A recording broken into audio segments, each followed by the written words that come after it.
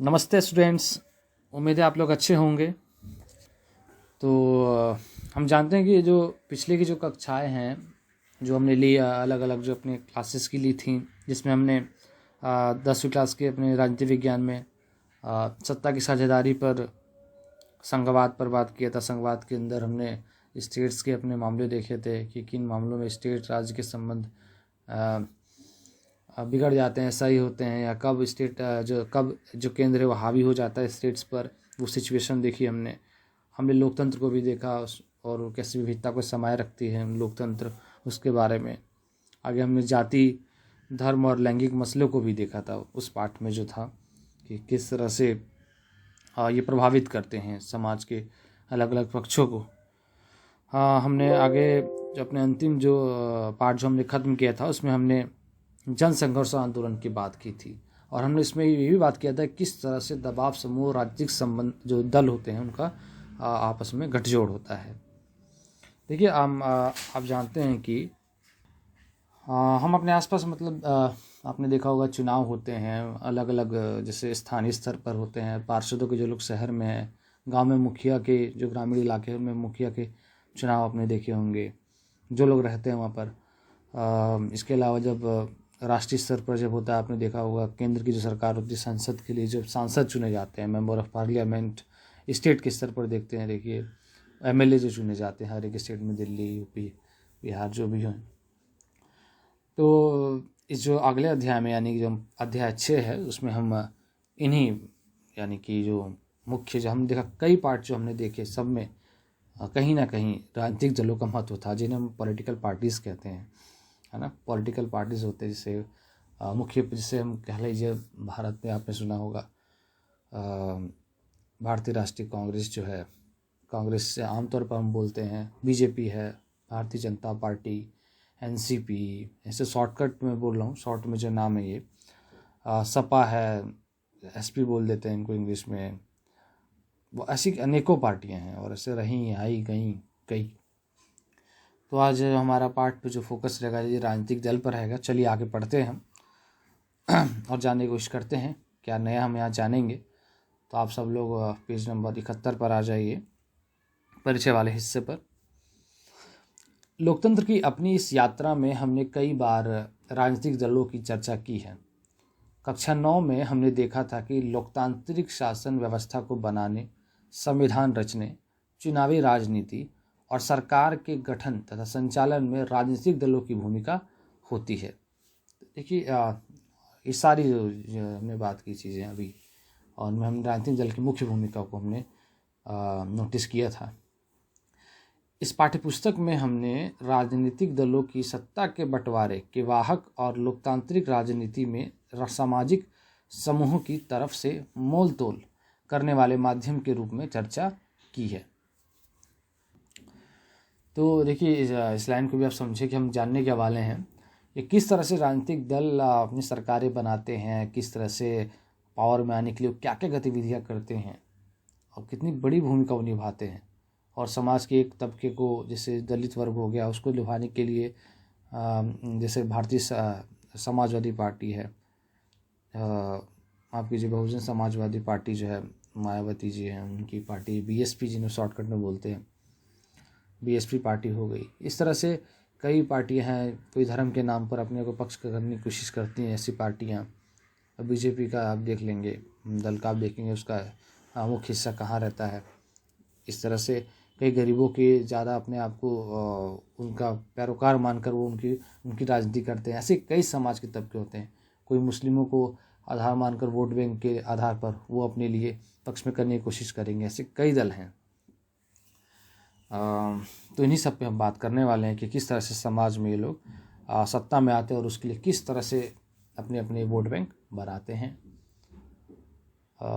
इस यात्रा को समाप्त करने से पहले आइए राजनीतिक दलों की प्रकृति और कामकाज के बारे में करीब से जानने की कोशिश करें, खासकर अपने देश के राजनीतिक दलों के बारे में। तो इसमें हम खास तौर पर अपना ध्यान रखेंगे, अपने देश का, कि इसके बारे में ज़्यादा बात करो, ज़्यादा ज़रूरी जो हो जाता है अपने आसपास, यानी कि हमारा अपना देश, इसके बारे में जानना ज़रूरी भी है। हमें दलों की ज़रूरत क्यों है? देखिए बड़ा बेसिक सा क्वेश्चन है, ये ज़रूरी है। लोकतंत्र के लिए कितने दलों का होना बेहतर है?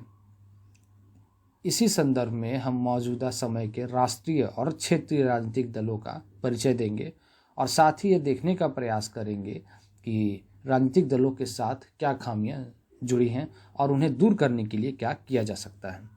तो चलिए पेज नंबर अब 72 पे अब आ जाएंगे और हम आगे इस पर बात करेंगे। राजनीतिक दलों की ज़रूरत क्यों, इस वाले हिस्से पर आ जाएगी शीर्षक पर। चलिए पढ़ते हैं आगे। किसी भी लोकतांत्रिक व्यवस्था की संस्थाओं में राजनीतिक दल अलग से दिखाई देते हैं। देखिए इनकी एक अहम भूमिका होती है, मुख्य भूमिका कह लीजिए, और बहुत ज़्यादा क्रूशियल रोल निभाते हैं, ये निर्णायक जिन्हें कहते हैं। अधिकतर आम नागरिकों के लिए लोकतंत्र का मतलब राजनीतिक दल ही है। जब हम लोकतंत्र की जब बात करते हैं तो हमें राजनीतिक दल ही दिखाई देते हैं आमतौर पर, जनरली आम आदमी की बात करें तो। अगर आप देश के दूर दराज के और ग्रामीण इलाकों में जाएं और कम पढ़े लिखे लोगों से बात करें तो संभव है कि आपको ऐसे लोग मिले जिन्हें संविधान के बारे में या सरकार के स्वरूप के बारे में कुछ भी मालूम ना हो।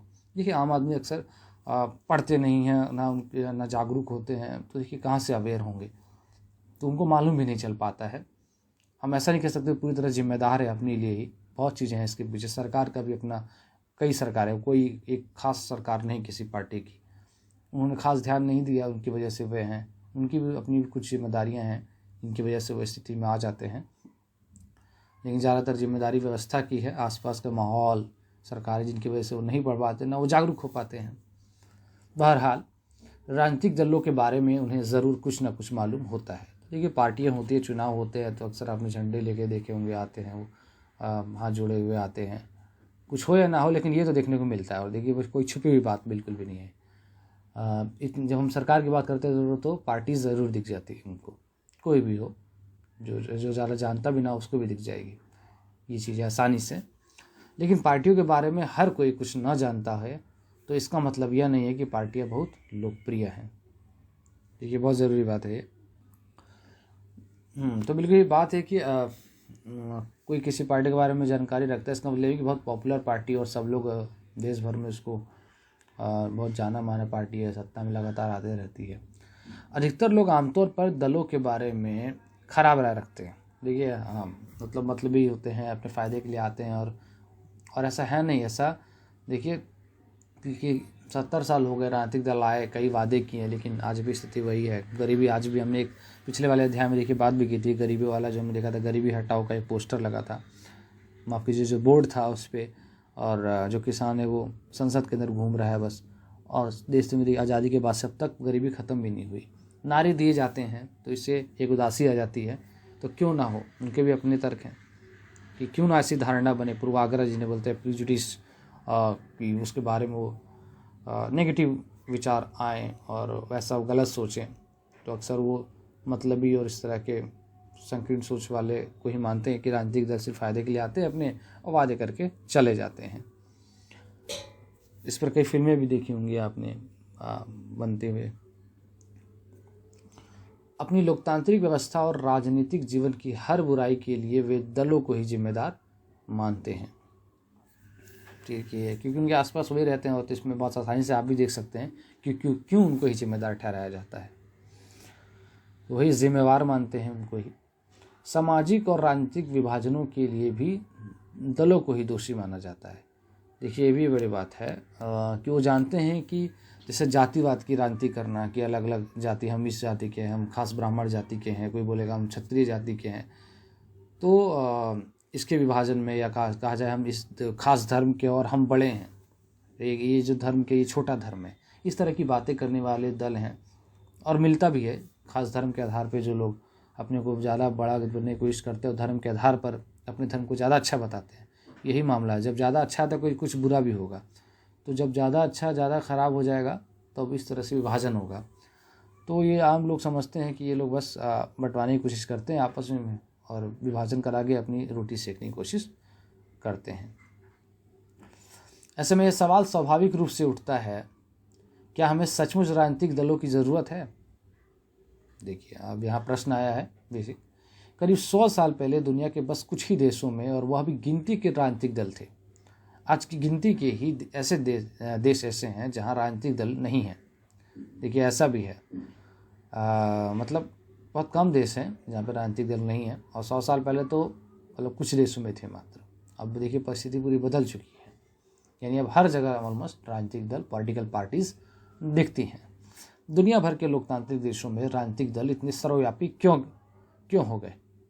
आइए सबसे पहले इस सवाल का जवाब दें कि राजनीतिक दल क्या हैं और वे क्या करते हैं। उनकी ज़रूरत पर चर्चा इसके बाद होगी। तो देखिए पहले जान भी लेना चाहिए। अब जिसके बारे में हम बात कर रहे हैं, सिर्फ जाके हम उनके सही गलत पे बात करें वो ठीक नहीं है। हमें पहले बेसिक से चलना होगा। तो आप भी किसी को समझाएं तो आपको पता होना ज़रूरी है कि वैसे होते क्या है ये राजनीतिक दल। चलिए हम जानेंगे, देखते हैं। चलिए आगे देखते हैं।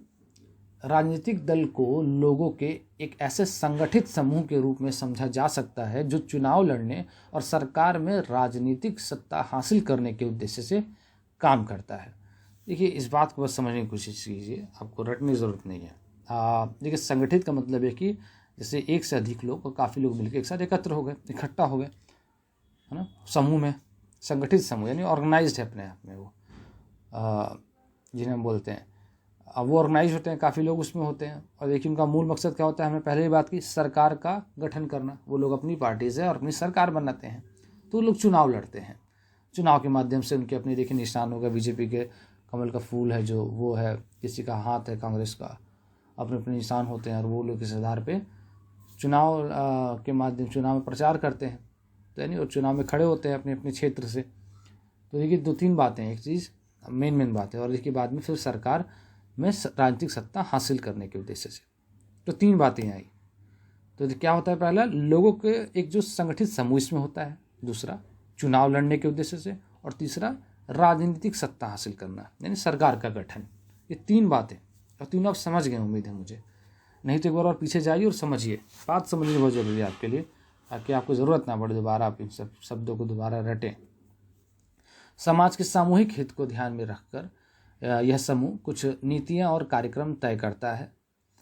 तो देखिए सामूहिक हित का ध्यान में रखकर, और सबका भला हम जिसे कह सकते हैं, उसको ध्यान में रखकर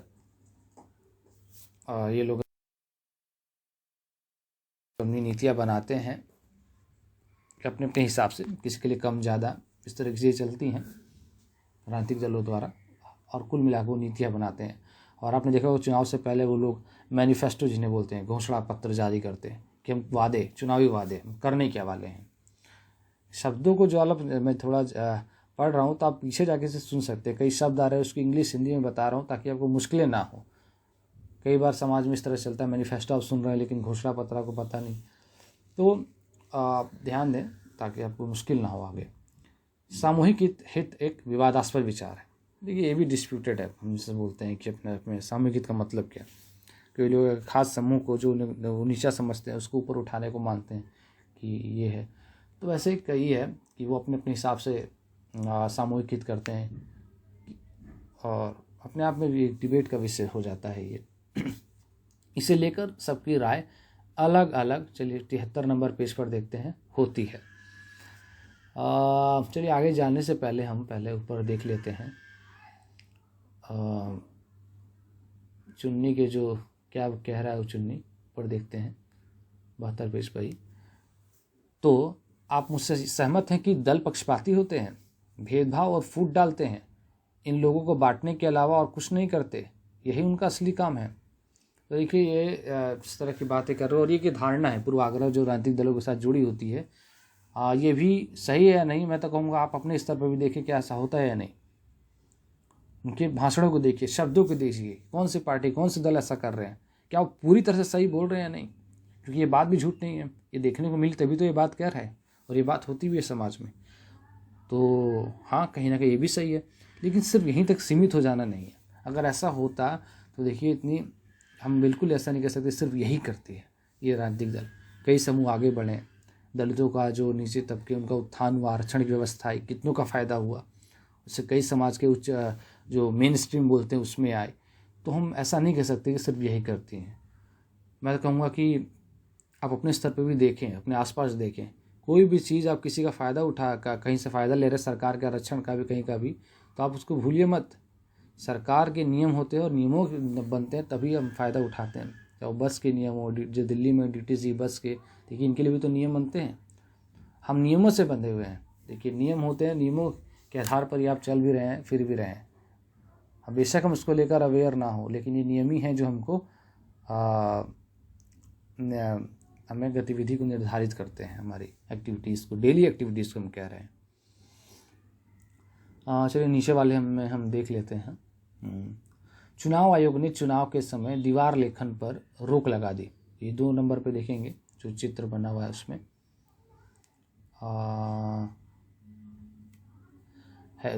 चुनाव आयोग ने चुनाव के समय दीवार लेखन पर रोक लगा दी है। अधिकांश दलों का कहना है कि यह चुनाव प्रचार का सबसे सस्ता तरीका था। चुनाव के समय दीवारों का नज़ारा देखने लायक होता था। यहाँ तमिलनाडु से दीवार लेखन के कुछ उदाहरण दिए गए हैं। तो देखिए ये तरीका होता था काफ़ी, और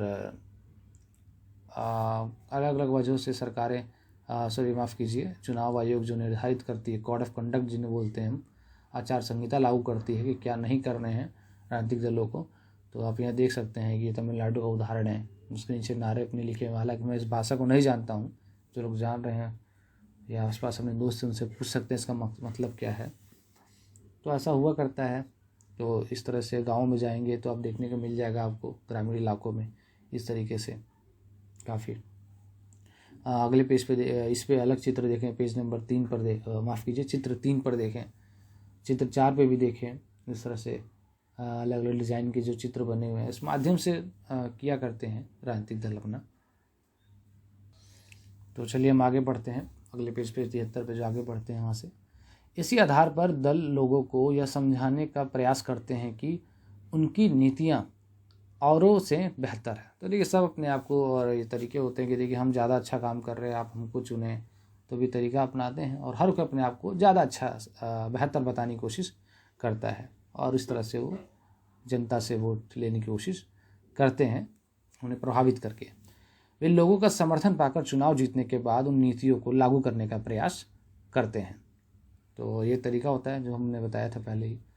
इस प्रकार दल किसी समाज के बुनियादी राजनीतिक विभाजन को भी दर्शाते हैं।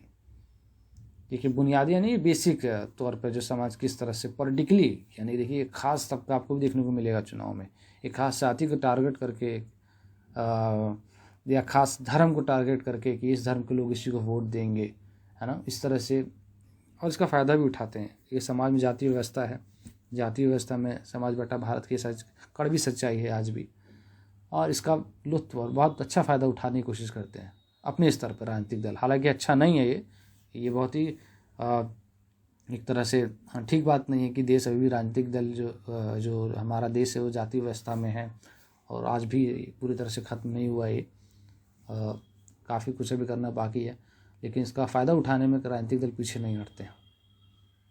जो एक बुरी चीज़ है कि अपने तरीके से इसका फ़ायदा उठाते हैं। कई बार अच्छी मिलती भी हैं कि अगर उनका उत्थान हो रहा है निचली तबके का, निचली जातियों का, दलितों का, कई बार ये अच्छा भी होता है कि अगर उससे उत्थान हो रहा है तबके का, क्योंकि देखिए 2 एंगल होते हैं हमेशा। अगर किसी खास समुदाय के तबके की राजनीति करते हैं तो देखिए उस समुदाय का तो उत्थान हो रहा है, एक चीज़ तो अच्छी होती है, लेकिन दूसरे का नुकसान, ये एक बुरी चीज़ होती है। तो 2 एंगल हो जाते हैं हमेशा, ये 2 हिस्से में देखना पड़ता है हमको। तो हम पूरी तरह से किसी एक को गलत नहीं बोल सकते, उनके किसी पॉलिसी को पूरी तरह से सही भी नहीं होती। तो हमेशा ही विवाद का विषय रहता ही है, और इस पर ज़रूरत है कि, और यही एक आम आदमी जो कॉन्शियस आदमी है, जो अवेयर है, वो उसको होश में आए और देखे क्या एक्चुअली में सही होना चाहिए। तो हर आदमी अगर जो जागरूक हो जाए तो ज़्यादा दिक्कत नहीं होगी। चलिए हम आगे देखते हैं। पार्टी समाज के किसी एक हिस्से से संबंधित होती है, इसलिए उसका नज़रिया समाज के उस वर्ग समुदाय विशेष की तरफ झुका होता है। एक किसी खास दल की ओर झुकाव होता है। किसी दल की पहचान उसकी नीतियां और उसके सामाजिक आधार से तय होती हैं। देखिए ये बहुत ज़रूरी बात है, अलग ध्यान रखें। किसी दल की पहचान उसकी नीतियों और उसके सामाजिक आधार से तय होती है। यानी कि जो पॉलिसीज़ बना रही है कोई गवर्नमेंट, आप ध्यान से देखिए कि उस पॉलिसीज़ में किसकी तरफ और किसके फ़ायदे पर ज़्यादा जोर दे रही है राजनीतिक दल, है ना, जो पॉलिसीज़ के माध्यम से जो नीतियाँ आ रही हैं, कौन से खास सामाजिक समूह, वो हो सकता है कि किसी खास धर्म के लोग हों, चाहे वो किसी मान लीजिए हिंदू धर्म की खास उनके फ़ायदे के लिए वो कानून बन रहे हैं। हो सकता है कोई राजनीतिक दल है जो मुसलमानों के ही पक्ष में और उनके खिलाफ कोई चीज़ ऐसा नहीं लाती है कि जिससे उनको नुकसान हो। तो इन्हें हम तुष्टिकरण भी कहते हैं, अपीजमेंट है ना, पॉलिसी बोलते हैं कि अपीजमेंट की नीति अपनाते हैं ऐसे राजनीतिक दल। तो कई तरह की बातें आपको देखने को मिलेगी अगर आप ध्यान दें, अगर अच्छे से। और अब आप आगे क्लासेस में जाएंगे तो आप और भी इसके बारे में जानेंगे। तो ये बहुत ज़रूरी बात है जो आपको मैंने बताया, एक खास सामाजिक आधार तय होता है कि एक फिक्स होता है ना उनका एक तबका, जैसे उनको आगे तक उनकी राजनीति करते हैं ये लोग। तो देखिए अब देखते हैं, राजनीतिक दल के 3 प्रमुख हिस्से होते हैं। तो ये भी आपके कहीं से पूछ जा सकता है और आप व्यावहारिक जीवन में भी याद रखें। तो राजनीतिक दल के जो 3 प्रमुख हिस्से कौन से, इनके पार्ट्स कौन कौन से हैं? नेता, देखिए हर जगह आपको लीडर्स मिलते हैं, आपको इनके लीडर्स होते हैं। सक्रिय सदस्य, देखिए इनके अपने मेंबर्स होते हैं, एक्टिव मेंबर्स जिन्हें बोलते हैं हम। अनुयायी या फॉलोवर्स या सपोर्टर्स, समर्थक, है ना, ये 3 चीज़। और आप ज़्यादा दूर ना जाएं, इसके लिए अपने आसपास भी देखें, आपको खुद दिख जाएंगे। आपके यहाँ के जो पार्षद या मुखिया हैं वो देखें कि वो पहले भी कहीं एक नेता की तरह खड़े होंगे, एक लीडर की तरह चुनाव से पहले। आप उसका भी मेंबर होंगे, राजनीतिक दल के होते भी हैं मेंबर्स। आपके आसपास घर और में आपने देखें कि मेंबर्स होते हैं जो हमेशा उनके लिए काम करते हैं और मिल के वो काम करते हैं और नीतियाँ तय करते हैं कि किस तरह से प्रचार करना है और वगैरह वगैरह। अनुयायी या समर्थक, देखिए उनके जो वोट बैंक होते हैं, उस पार्टी को मत देते हैं। बहुत बड़ी भूमिका होती है सपोर्टर्स की। समर्थक को सपोर्टर्स कहते हैं, अनुयायी है फॉलोवर। तो उम्मीद है आप लोग ये बेसिक चीज़ जरूर समझ गए होंगे और आगे हम बढ़ सकते हैं आगे। तो चलिए नए शीर्षक पर आते हैं, राजनीतिक दल के कार्य यानी फंक्शंस ऑफ पॉलिटिकल पार्टीज, यानी क्या कार्य हैं इनके। राजनीतिक दल क्या करते हैं? मूलतः राजनीतिक दल राजनीतिक पदों को भरते हैं और राजनीतिक सत्ता का इस्तेमाल करते हैं।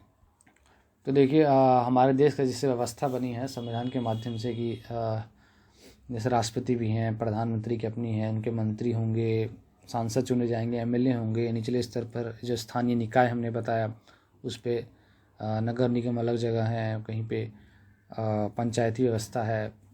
तो हर जगह से किस तरह से पॉलिटिकल यानी जो चुन के आएंगे चुनाव के माध्यम से, वो उनकी अलग सीट्स होती हैं, तो वहाँ वही लोग आएंगे। एमएलए की सीट पर अब आईएएस ऑफिसर तो नहीं बैठेगा क्योंकि चुनाव की व्यवस्था है। हमारे एक व्यवस्था है कि वो लोग निर्धारित करेंगे और जो आयरन पिलर जिन्हें नौकरशाह बोलते हैं वो लोग परमानेंट अलग रहेंगे, उनके तो अलग परीक्षाएं होंगी और वो लोग स्थायी रूप से रहेंगे।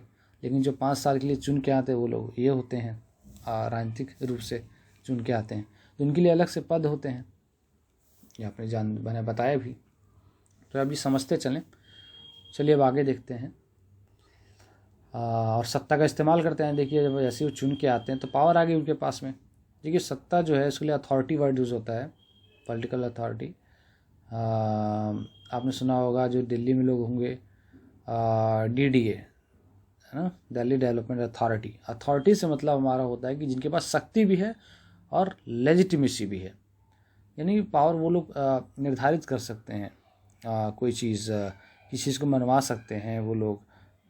पावर है शक्ति का, है ना, पुलिस व्यवस्था हो गई, ऐसे कई चीज़ें, मतलब उसके अधीन जो एक एरिया आता है जैसे डीडी का एरिया, जहाँ उनके अपने एरिया होते हैं, ज़मीन से रिलेटेड उनके मामले हैं, उनको ताकत दी गई है एक तरह की।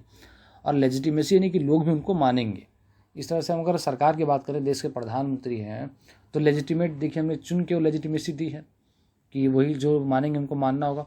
और पावर भी दी है, हिंसा का प्रयोग भी कर सकते हैं वो। पुलिस व्यवस्था हो गई या फौज की हो गई, एक ऑर्डर देने की बात है। देखिए दोनों चीज़ आपको, ये बहुत ज़रूरी बात होती है अथॉरिटी की, पावर प्लस लेजिटिमेसी, यानी शक्ति जमा वैधता। चलिए आगे देखते हैं। दल इस काम को कई तरह से करते हैं।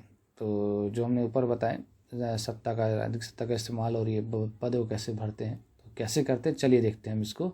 नंबर 1 ऊपर, दल चुनाव लड़ते हैं। तो देखिए चुनाव हमने बताया, चुनाव तो एक होता अहम हिस्सा है राजनीतिक दलों के लिए। अधिकांश तो मुख्य बिंदु याद रखें, चुनाव लड़ना, बस ये आपका बिंदु है ताकि परीक्षा में भी आपको दिक्कत ना हो और आपको हमेशा याद भी रहे। सारी बात याद भी रखनी है, मेन बात जो होती है वो याद रखें, जिससे आप बाकी की सारी बातें आप आसानी से लिख सकें और याद जोड़ सके उसमें। अधिकांश लोकतांत्रिक देशों में चुनाव राजनीतिक दलों द्वारा खड़ा किए गए उम्मीदवारों के बीच लड़ा जाता है। देखिए, अलग अलग दल होते हैं, अपने अपने उम्मीदवार खड़े करते हैं। राजनीतिक दल उम्मीदवारों का चुनाव कई तरीकों से करते हैं। अमेरिका जैसे कुछ देशों में उम्मीदवार का चुनाव दल के सदस्य और समर्थक करते हैं। तो देखिए, सदस्य तो करते ही हैं, लेकिन वहाँ उनके समर्थक भी करते हैं, सपोर्टर्स जो होते हैं। अब इस तरह से उम्मीदवार इस तरह से उम्मीदवार चुनने वाले देशों की संख्या बढ़ती जा रही है। तो देखिए, ये अप्रत्यक्ष जो प्रणाली है लोकतंत्र की, यहाँ हमने प्रतिनिधि के माध्यम से जनता राज करती है, चुनाव के माध्यम से, ये ज़्यादा बेहतर है और देखिए अपना भी रहे हैं आज अधिकतर देश। अन्य देशों जैसे भारत में दलों के नेता ही उम्मीदवार चुनते हैं। देखिए, भारत में व्यवस्था क्या है कि जो दलों के जो मुख्य नेता होते हैं वही लोग उम्मीदवार चुनते हैं कि कौन कहाँ से क्या खड़ा होगा, उम्मीदवार खड़े होंगे किस एरिया से। लेकिन अमेरिका में देखिए अलग प्रणाली है, तो लेकिन चुन के तो आएंगे ही, लेकिन देखिए जो उम्मीदवार चुने जाते हैं उसके लिए अंतर बताया गया है। तो अभी लोग ध्यान रखें, दल अलग अलग नीतियों और कार्यक्रमों को मतदाताओं के सामने रखते हैं और मतदाता अपनी पसंद की नीतियों और कार्यक्रम चुनते हैं। तो देखिए, एक ज़रूरी बात ये भी होती है, ये लोग अलग अलग हमने मैनिफेस्टो की बात की थी, अपनी नीतियों और कार्यक्रमों को रखते हैं मतदाताओं के सामने, और मतदाताओं को ये चुनाव का मौका होता है कि किसे चुने ना चुने। तो आप ये सिंपल बिंदु बना सकते हैं, पॉइंट जो इसका है, नीति और मतदाताओं के सामने नीति और कार्यक्रम रखना, हो गया बिंदु। ये सिंपल बिंदु लिख सकते हैं, अगर बड़े में आता है उत्तर आपका, और याद रखने के लिए आप रख सकते हैं बिंदु। देश के लिए कौन सी नीतियाँ ठीक हैं, इस बारे में हम में से सभी की राय अलग अलग हो सकती है। देखिए, कौन किससे बैकग्राउंड से है, उसके लिए क्या पॉलिसी ज़्यादा इंपॉर्टेंट है, वो डिफरेंस है, और जाहिर सी बात है कोई ज़्यादा वो नहीं। कोई अमीर के लिए अलग उसकी प्रेफरेंसेस हो सकती हैं, प्राथमिकताएं, और किसी गरीब के लिए अलग हो सकती हैं, इनकी नीड भी अलग अलग होती हैं। तो ये बहुत ज़्यादा इसमें टेंशन है वो वाली बात नहीं है, ज़्यादा सोचने वाली बात, आसानी से समझा सकता है इस बात को। पर कोई भी सरकार इतने अलग अलग विचारों को एक साथ लेकर नहीं चल सकती।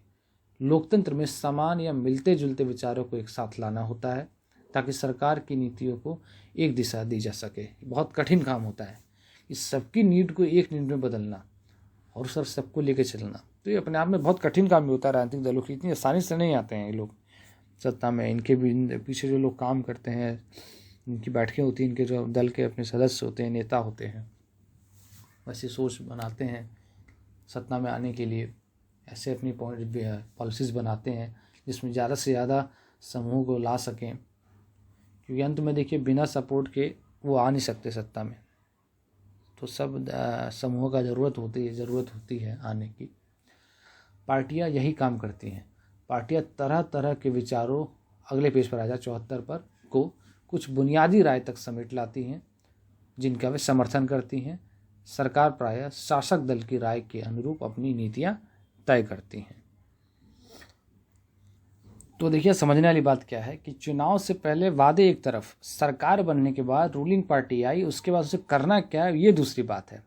और यही एक मज़ा है और एक ट्विस्ट होता है। इंटरेस्टिंग चीज़ देखें आप, वादे बहुत से होते हैं और वो होते नहीं हैं पूरे, क्योंकि उनको अगली बार फिर चुनाव में आना होता है। तो मुद्दे कहाँ से आएंगे अगर वो काम पूरा कर देंगे? तो ये मैं राजनीतिक दल की ओर से ऐसा बोल रहा हूँ कि हो सकता है उनकी सोच ऐसी होती हैं, तभी तो काम नहीं हुआ। इतने साल हो गए, कांग्रेस पार्टी इतने वर्षों तक रही अभी, और अभी बीजेपी भी सरकारें, वादे इन्होंने भी किए हैं, कई सरकारें आई गई, लेकिन देखिए गरीबी जस की तस है। सड़कों का हाल हालांकि अब सही हो रहे हैं अभी भी, लेकिन देखिए बिजली अब जाके अब गांव में आई है, सब जगह फैली है। तो ऐसे कई और मुद्दे हैं, आप अपने आसपास भी देखें, किसी भी बहकाव में ना आए, आप अपने पास अपनी सक्षम हैं, आप देखें उसको, समझें, जितने बड़े होंगे आपकी समझ ही बढ़ेगी। चलिए पिछले जो पेज पे 73 पे हम एक कार्टून देख लें पहले। इस कार्टून में देखिए पहले क्या लिखा है। ये R.K. लक्ष्मण जो हैं उनके द्वारा बनाई गई थी। कार्टून में लिखा है, इतने आड़े वक्त में हमारे सारे नेता कहाँ चले गए। देखिए दिखा रहे हैं, सारी व्यवस्थाएं बनी हुई है, कोई अखबार पढ़ रहा है यहाँ पर। तो निश्चित तरह तो बता दिए जिन्होंने बनाया। और इस देखिए यहाँ पे कुछ लोग यहाँ पे पेपर पढ़ते हुए दिख रहे हैं, द नेशन इन पेरिल। तो कुल मिला के यहाँ पे दिखाया गया है कि कैसे कठिन समय में जो देश है वो कितनी सारी कठिन समस्याओं से गुजर रहा है, लेकिन जो राजनेता हैं, पॉलिटिशियंस हैं, वो किसी तरह की वो बेखबर हैं, वो लोग ध्यान नहीं दे रहे हैं इनके ऊपर, इन मुद्दों के ऊपर। तो देखिए समस्या लेकिन ये ध्यान नहीं दे रहे। तो ये बता भी ये रहा है कि देखिए उनको समस्याओं से लेना देना नहीं है, देश की समस्याओं की, और जिम्मेदारी भी उसकी नहीं लेते हैं उनको। देखिए और वो लोग बिजी हैं किस में, चुनाव लड़ने में। देखिए वो लोग चुनावी भाषणबाजी आपको दिख रहे हैं कई ऊपर लोग। तो आप भी समझिए इसको, ये आम जनता है, ये लोग जैसे थे कॉमन मैन के नाम से लिखते थे नवभारत टाइम्स में R.K. जो लक्ष्मण है। तो आम आदमी की नज़र से देखिए वो क्या समझता है, समझ आ रही कि क्या समझती है कोई महिला भी, पुरुष भी, जो भी हैं। तो ये बता रहे हैं कि देखिए भाषणबाजी में और चुनाव में ही वो लोग बिजी होते हैं, वास्तविक मूल समस्याओं से वो लोग, उनको कोई ज़्यादा फ़र्क नहीं पड़ रहा होता है। पूरी तरह से भी ये सच नहीं है, लेकिन देखिए कि ये हंसने के लिए कहा जाए, एक तंज कसने के लिए, कि ऐसा भी नहीं कि देखने को काफ़ी बड़े स्तर पे ये सब देखने को मिलता है बिल्कुल, कि देश कहाँ है और समस्याओं से गुजर रहा है और ये लोग चुनावों में व्यस्त होते हैं। ऐसी कई सी बातें हैं। अभी कोरोना काल में भी देखा आपने, अभी हाल ही में ये देखिए जो कोरोना की समस्याएं चल रही हैं और लोग बिल्कुल पश्चिम बंगाल में कहाँ पर बड़े बड़े नेता लोग सब बिजी हैं। तो उनके लिए कोई सोशल डिस्टेंसिंग का नियम पालन नहीं हो रहा था। ये हर एक राजनीतिक दल इसमें बिजी थे, कांग्रेस, बीजेपी, जो अपने जो भी दल हैं आपको देखने को मिल जाएंगे। कई सारे इशू उठे न्यूज़पेपर में, आपने देखा होगा। तो ये लोग आप देखिए आसपास ही होता है, अपने आसपास कैसे उदाहरण लिया करिए, इन्हीं के अखबार कब लिखा गया, कार्टून कब बना होगा 20-30 साल पहले, अपने आसपास भी देखिए। ये बड़ी दूर तक की बात नहीं है। देखिए कोविड की इतनी बड़ी समस्या, महामारी फैल रही थी, लेकिन चुनाव में लोग सोशल डिस्टेंसिंग कितना कर रहे थे और राजनीतिक दल कितना उसको प्रमोट कर रहे थे। बिल्कुल सोशल डिस्टेंसिंग के नाम पे क्या हुआ इस देश में। तो चलिए आगे बढ़ते हैं और हम अगले पेज पे ही देखते हैं। तो चलिए पेज नंबर 74 पे आगे देखते हैं, जो तीसरा बिंदु है।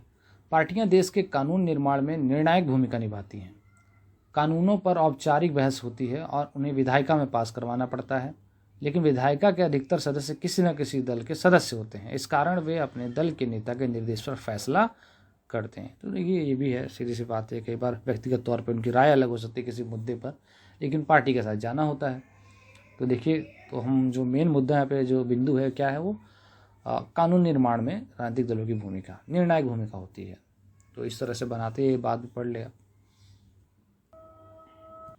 तो ये हो गया। चौथे बिंदु पे आते हैं, दल ही सरकार बनाते और चलाते हैं। तो देखिए जो हमने बताया सरकार का गठन होता है।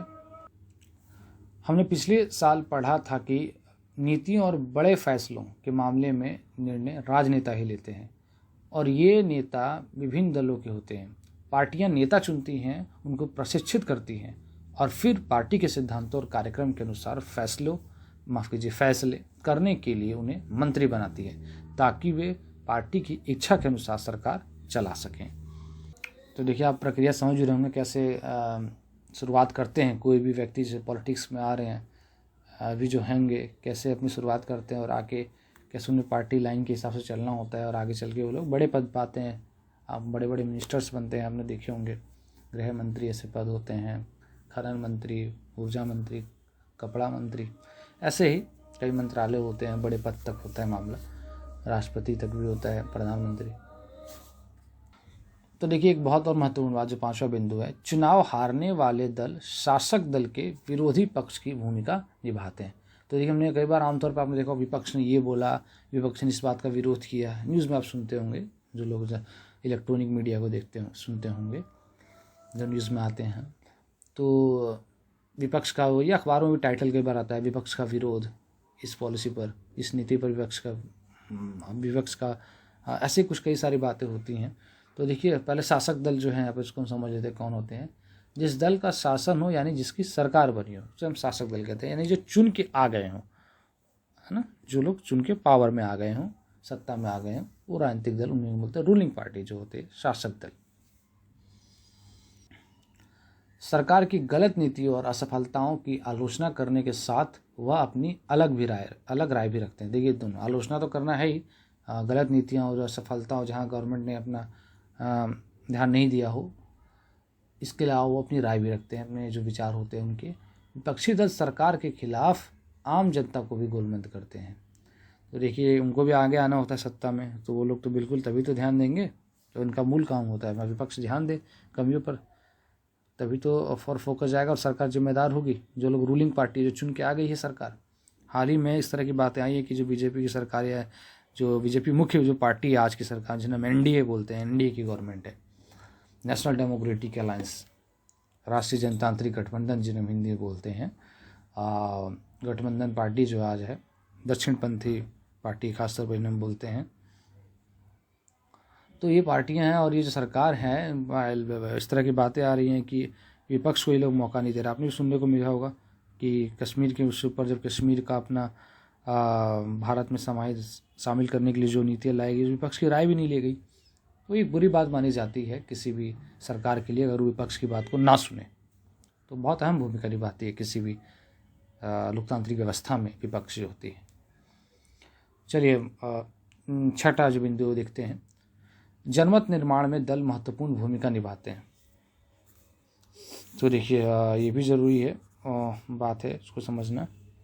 कैसे वो जनमत बनाते हैं कि लोगों की अपनी आम जनता के विचार, उनके सोचने का ढंग, वो लोग क्या अच्छा है, उसको लेकर जो धारणा बनती है जनता में, उसको लेकर ये बात की गई है।